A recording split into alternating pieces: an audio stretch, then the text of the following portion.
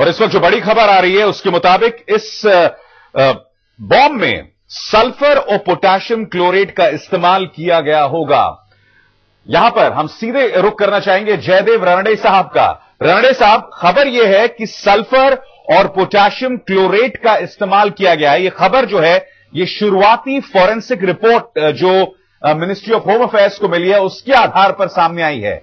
What do you make out of it? आपके हिसाब से क्या इसके मायने हैं? खैर, इसके प्रिसाइज प्रॉपर्टीज तो मुझे पता नहीं जब तक हम लोगों को उसका मिक्स का पता ना हो या ट्रिगर मैकेनिज्म का पता ना हो। पर यह जरूर है कि ये एक्सप्लोजन कराने का बॉम्ब था। काफी जबरदस्त एक्सप्लोजन होने का मतलब प्लान था।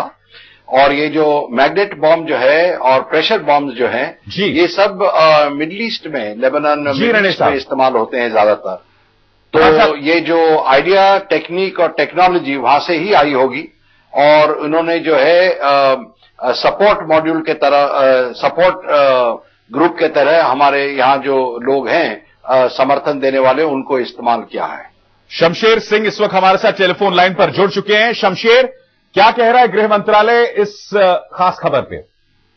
देखिए अभी साहब, जो इनिशियल फोरेंसिक रिपोर्ट आई है जांच के बाद, उसमें यह है कि पोटेशियम क्लोरेट नामक विस्फोटक का इस्तेमाल किया गया है।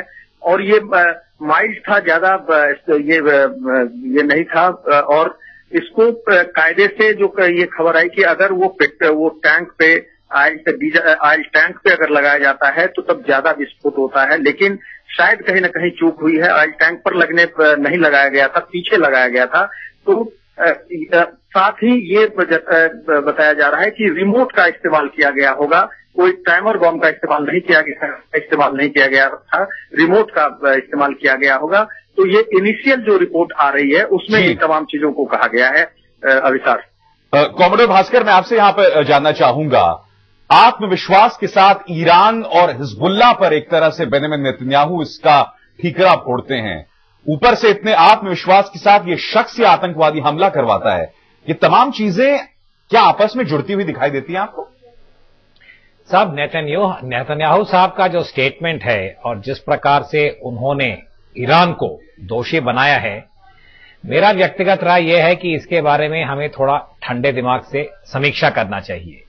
हम इतना जानते हैं कि इजरायली एम्बेसी के पास यह विस्फोट हुआ है और जो नक्शा बन रहा है, जो भी हमारे पुलिस के अधिकारियों से सबूत आ रहा है, इससे यह लगता है कि यह काफी एक प्लान और विश्वास के साथ यह पूरा हादसा का इन्होंने प्रयास किया था। जी, अगर ये हिजबुल्लाह का ही हाथ है तो मैं ये कहूंगा कि भारत के लिए यह काफी चिंताजनक है, क्योंकि अभी तक धारणा यही थी कि हिजबुल्लाह जो है उनका एरिया ऑफ फोकस मिस्र में और फलस्तीन और अरब के बीच में इजराइल के साथ जो टकराव है वहां पे उनका ज्यादा था, लेबनान वगैरह इस इलाके में। यदि यह हिजबुल्लाह है तो हमें एक तरह की चिंता जो है वो और बढ़ जाएगा। परंतु दूसरा जो संभावना यह है कि अगर इसमें हिजबुल्लाह का किसी प्रकार का हाथ नहीं है, और जो मैंने आउटसोर्सिंग की पहले बात किया था या जिक्र किया था, तब हमें बहुत ही, मैं कहूंगा, निगरानी के साथ सोचना होगा कि ये ऐसा कौन सा गुट है जो कि भारत के प्रधानमंत्री साहब के घर के सामने से निकल सकता है एक टू व्हीलर पे, और थोड़ा आधा किलोमीटर आगे जाके औरंगजेब रोड के ऊपर बड़े विश्वास के साथ स्टिकर बॉम्ब को आप किसी भी एक विदेशी गाड़ी के ऊपर लगा के विस्फोट अगर कर सकते हैं और आप निकल भी जाते हैं, बिल्कुल, तो इसके बारे में हमें सोचना